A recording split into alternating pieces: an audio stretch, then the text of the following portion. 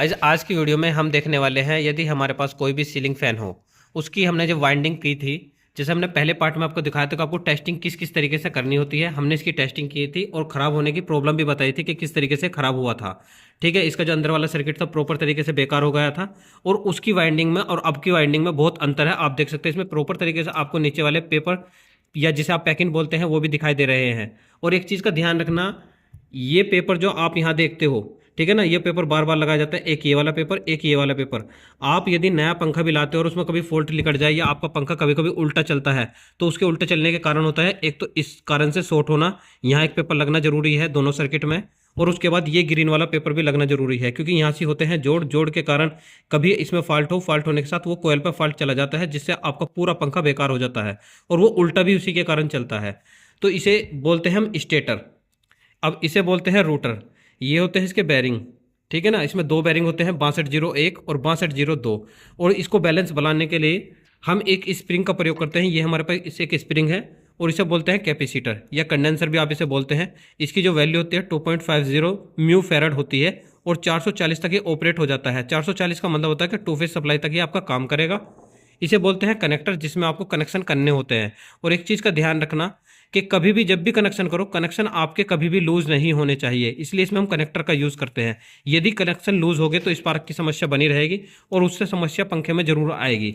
ठीक, अब इसको हम अलग अलग करके बिल्कुल सेट करते हैं। जैसे कि पहले हमें इसमें स्प्रिंग को लगाना है। जैसे कि सबसे पहले हमने इसमें स्प्रिंग को लगाया और स्प्रिंग लगाने के बाद इसे हम इस तरीके से यहाँ सेट करेंगे, ठीक है। और सेट करने के बाद फिर ऊपर वाला कवर इसमें लगा देंगे।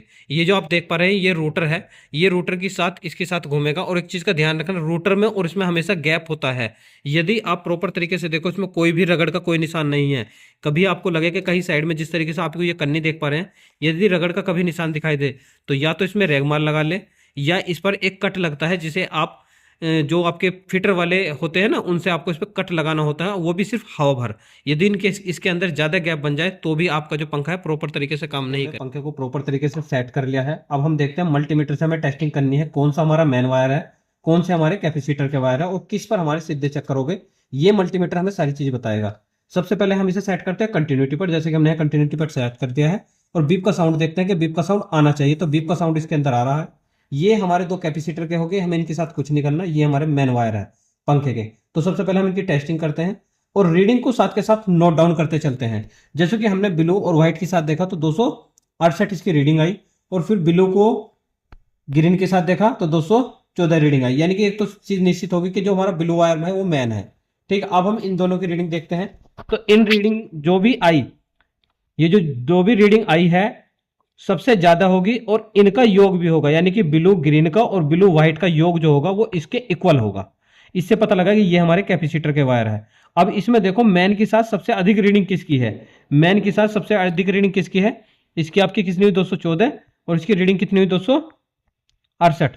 तो जिसके साथ रीडिंग अधिक है, सबसे पहले हमने पहचाना ये हमारे कैपेसिटर के वायर है, तो हमने कैपेसिटर वाले के साथ कैपेसिटर के साथ जोड़ दिया। उसके बाद दूसरा कैपेसिटर के साथ जोड़ दिया। उसके बाद हमारी सबसे ज्यादा रीडिंग आई थी इसकी, ठीक है ना, यानी कि व्हाइट वाले की। तो व्हाइट पे ही हमारे सीधे चक्कर हो गए और वो अभी हमें टेस्टिंग कर कर भी दिखाएंगे प्रॉपर तरीके से।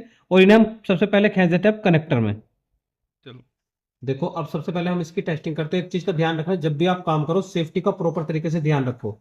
यदि आप सेफ्टी का ध्यान नहीं रखोगे तो कहीं ना कहीं आप नुकसान खा लोगे, तो सेफ्टी जरूरी है।